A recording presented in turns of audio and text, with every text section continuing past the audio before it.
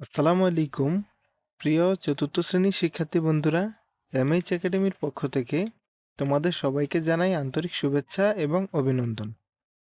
আজকে আমরা আলোচনা করব তোমাদের চতুর্থ শ্রেণীর দ্বিতীয় প্রান্তিক মূল্যায়ন পরীক্ষার বাংলা প্রশ্ন নিয়ে। এই প্রশ্নের মাধ্যমে তোমরা এই পরীক্ষার মানবন্টন এবং কত নঙে কী কী আসতে পারে বা কত নম্বরের পরীক্ষা হবে এই বিষয়ে একটা পূর্ণাঙ্গ ধারণা পাবে। পাশাপাশি এই প্রশ্নের উত্তর সহ আজকে দেওয়া হবে, তাই তোমরা অবশ্যই মনোযোগ দিয়ে এই ক্লাসগুলো করবে এবং নিয়মিত চতুর্থ শ্রেণীর প্রশ্ন বিশ্লেষণ ও মানবন্টন নিয়ে আলোচনা করা হবে। তাই তোমরা যারা এই চ্যানেলে নতুন আসো অবশ্যই চ্যানেলটিকে সাবস্ক্রাইব করবে, যাতে এই চ্যানেলের ভিডিও সবার আগে তোমার কাছে পৌঁছায়।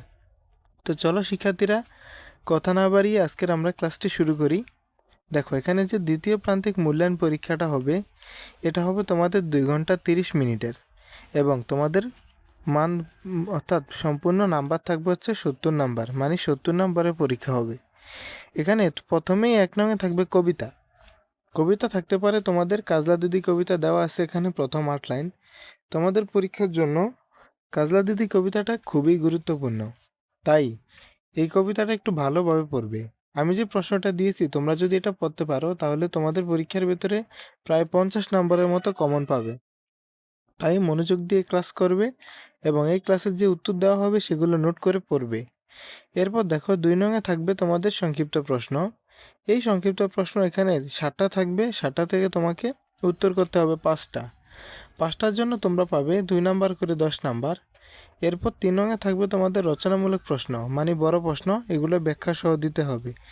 এর জন্য থাকবে এখানে 3টা প্রশ্ন দিতে হবে। তোমাদের পরীক্ষায় থাকবে 4 থেকে 5টা, এর ভেতর থেকে তোমাকে 3টা প্রশ্নের উত্তর করতে হবে এবং প্রত্যেকটার জন্য তোমরা 5 নাম্বার করে পাবে। এরপর দেখো, 4 নঙে থাকবে তোমাদের বিপরীত শব্দ, যেমন শব্দের অর্থ, যে কোনো 5টা শব্দের অর্থ লিখতে হবে। তোমাদের দ্বিতীয় প্রান্তিক মূল্যায়নের বাংলা যে সিলেবাসটা আছে, যে গল্প এবং কবিতা আছে, ওগুলো ভালোভাবে তোমাদেরকে শব্দের অর্থ পড়তে হবে এবং প্রশ্নগুলো পড়বে, তাহলে পরীক্ষার ভেতরে ভালো একটা ফলাফল করতে পারবে। দেখো, তাহলে 4 নঙে থাকবে শব্দের অর্থ। এরপর 5 নঙে থাকবে বাম পাশ এবং ডান পাশ। এই বাম পাশ এবং ডান পাশ তোমাকে সবগুলোই উত্তর করতে হবে। এখানে 5টা থাকবে, 5টাই তোমাকে অ্যান্সার করতে হবে। এর জন্য কিন্তু তোমরা প্রত্যেকটার উত্তরের জন্য তোমরা 1 নাম্বার করে পাবে, অর্থাৎ 5টার জন্য তোমরা 5 নাম্বার পাবে। এরপর 6 নঙে থাকবে বিপরীত শব্দ, যেমন শাসন, সুখ, প্রিয়। এই শব্দগুলোর তোমাদেরকে বিপরীত শব্দ লিখতে হবে, যেমন শাসন, সুখ, দুঃখ, আলো, অন্ধকার। এখানে বানানটা ভুল আছে, এটা হবে যেমন প্রিয়, এটা অপ্রিয়, বাঁচা, পুরনো। এরপর দেখো, 7 নঙে থাকবে তোমাদেরকে বিরাম চিহ্ন বসিয়ে উত্তর করতে হবে, যেমন একটা উদ্ধৃত বা গল্পের লাইন দিয়ে দেবে, সেখান থেকে তোমাদেরকে দাড়ি, কমা, ফুল স্টপ, প্রশ্নবোধক চিহ্ন এগুলো বসাতে হবে। তোমরা এই বিরাম চিহ্ন কিভাবে খুব সহজেই বসাতে পারা যায় এই নিয়ে যদি ভিডিও চাও তাহলে অবশ্যই কমেন্ট করবে, তাহলে আমি অবশ্যই ভিডিও দেওয়ার চেষ্টা করব। এরপর 8 নঙে থাকবে যুক্তবর্ণ। এখান থেকে তোমাদেরকে 7টা যুক্তবর্ণ দেওয়া হবে, 7টা থেকে তোমাকে উত্তর করতে হবে 5টা, 5টার জন্য তোমরা 5 নাম্বার পাবে।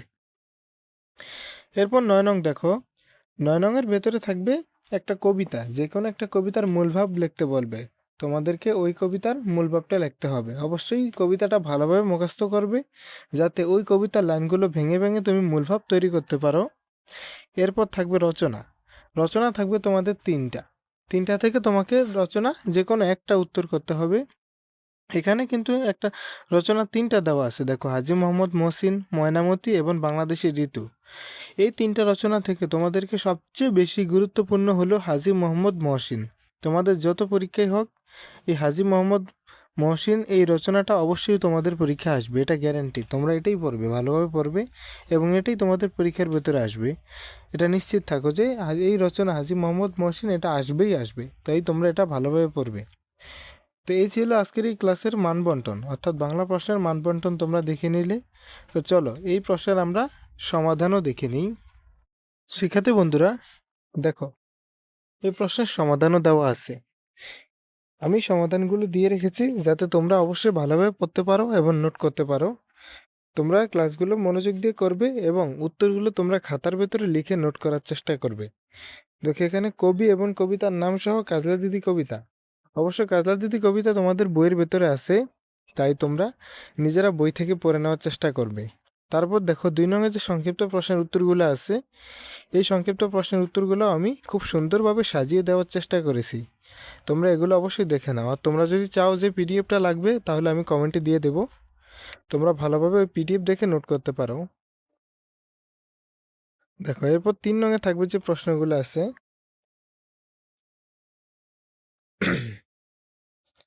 এরপর 3 নংয়ে রচনামূলক প্রশ্ন। এখানে পাঠ্য বই অনুযায়ী উত্তরগুলো বিস্তারিত তোমাদেরকে লিখতে হবে। যে প্রশ্নগুলো আছে এগুলো কিন্তু পাঠ্য বইয়েরই প্রশ্ন, তাই তোমরা নিজেরাই পাঠ্য বই থেকে কালেক্ট করে নিবে। এরপর 4 নংয়ে দেখো বিপরীত শব্দের যে অর্থগুলো থাকার কথা ছিল, এখানে শব্দের অর্থগুলো দেওয়া আছে। এরপর দেখো মুদ্রা মানে হলো টাকা বা পয়সা, দেখভাল অর্থ যত্ন নেওয়া। এরপর বাম পাশ এবং ডান পাশ 5 নংয়ে ডান পাশ এবং বাম পাশ সবগুলো সঠিকভাবে সাজিয়ে দেওয়া আছে, এটাও ভালোভাবে পড়বে।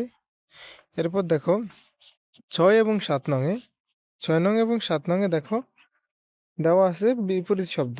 প্রত্যেকটা বিপরীত শব্দেরই উত্তর দেওয়া আছে, এগুলো নোট করতে হবে।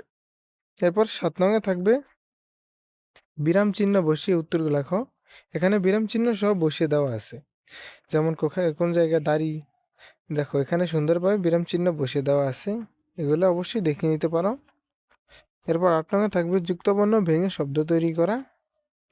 যুক্তবর্ণ ভেঙে দেওয়া আছে, এরপরে এই প্রত্যেকটা 2টা করে শব্দ এবং শব্দের বাক্য ঘটনা দেওয়া আছে, এগুলো দেখতে পারো। এবং কবিতার মূল ভাবও দেওয়া আছে।